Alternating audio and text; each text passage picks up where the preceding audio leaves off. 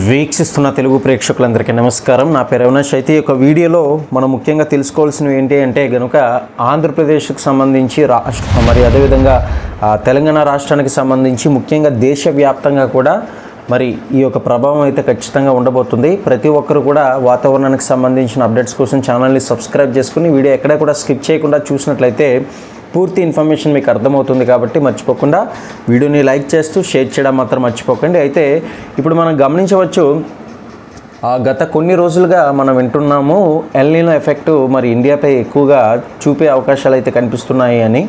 అయితే ప్రపంచ వాతావరణంపై El Nino ప్రభావం మరింత తీవ్రమయ్యే అవకాశం ఉందని మరి ఎవరో కాదు శాస్త్రవేత్తలు అయితే హెచ్చరిస్తున్నారు.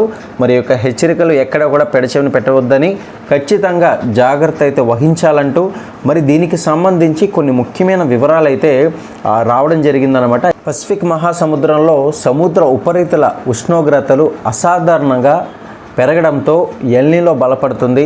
దీని యొక్క ప్రభావం వల్ల ప్రపంచవ్యాప్తంగా కూడా తీవ్ర ఎండలు, కరువు, కొన్ని ప్రాంతాల్లో అయితే భారీ వర్షాలు, వరదలు, అడవి మంటలు, మరి యొక్క వేడికి కొన్ని ఎండిపోయిన అడవులు ఉంటాయి కదా, అవి కూడా విపరీతమైన మంటలు చెలరేగే అవకాశాలు కూడా ఉంటుందని, ఆహార ఉత్పత్తిపై ప్రభావం వంటి పరిస్థితులు కూడా ఏర్పడే అవకాశం ఉందని స్వయంగా నిపుణులు అయితే హెచ్చరిస్తున్నారు.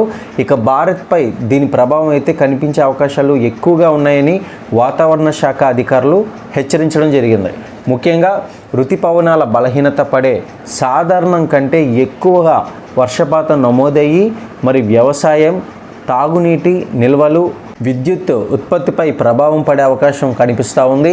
ఇక తెలంగాణలోని, ఆంధ్రప్రదేశ్లోని, ముఖ్యంగా మన రెండు తెలుగు రాష్ట్రాల్లో కూడా వర్షాలు కొరత ఏర్పడే రైతులు మరి సాగునీటి ప్రాజెక్టులు, జలాశయాలపై ఒత్తిడి పెరిగే పరిస్థితులు కూడా రావచ్చని విశ్లేషకులు అయితే భావిస్తున్నారు. మరి ఈ యొక్క విశ్లేషకులు చెప్తున్న అభిప్రాయం మేరకు మరికొన్ని విషయాలు మాత్రం పరిశీలించి చూసినట్లయితే కనుక దీని ప్రభావం అన్నిటిపై కూడా పడుతుందని, కాబట్టి కరువు వచ్చే అవకాశాలు కనిపిస్తూ ఉన్నాయని కూడా హెచ్చరికలు అయితే జారీ చేయడం జరుగుతుంది.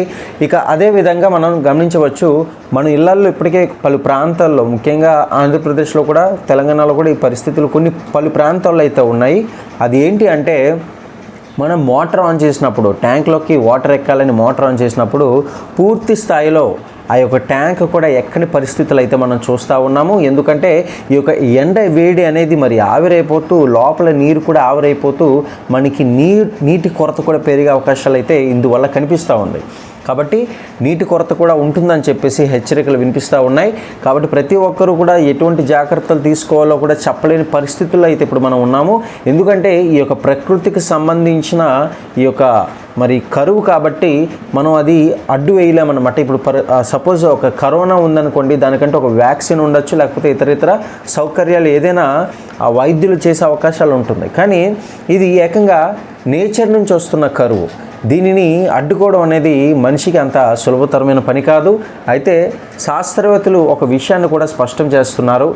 ఎల్ నినో అంటే ప్రతి ప్రాంతాల్లో కూడా తప్పనిసరిగా కరువే వస్తుందని కాదు, కానీ కొన్ని ప్రాంతాల్లో అయితే తీవ్రమైన వర్షాలు, మరికొన్ని ప్రాంతాల్లో అయితే తీవ్ర వర్ష ప్రభావం వంటి మరి కొన్ని విరుద్ధ పరిస్థితులు కూడా ఏర్పడవచ్చని కూడా అంచనా వేస్తున్నారు.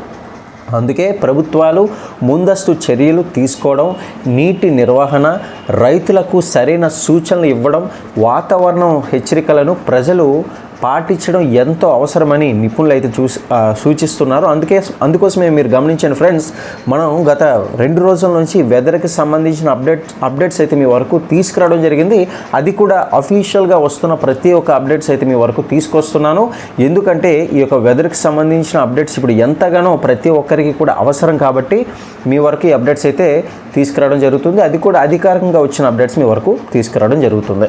మొత్తంగా చూస్తే ఎల్ నినో తీవ్రత పెరిగితే కనుక ప్రపంచవ్యాప్తంగా కూడా వాతావరణ పరిస్థితులు మరింత అస్థిరంగా మారే అవకాశం అయితే ఉంది. ఇక అదేవిధంగా దీని యొక్క ప్రభావం ప్రాంతాన్ని బట్టి కూడా మారుతూ ఉంటుందన్నమాట. అందువల్ల అధికారిక వాతావరణ శాఖలు చెప్తున్న విషయాలు ఏంటంటే, విడుదల చేసే తాజా హెచ్చరికలు ఏంటంటే కనుక సూచనలు ఎప్పటికప్పుడు ఖచ్చితంగా గమనిస్తూ ఉండమని చెప్పేసి అంటున్నారు. ఇది గమనించడం చాలా వరకు కూడా మంచిదని నిపుణులు సూచిస్తున్నారు.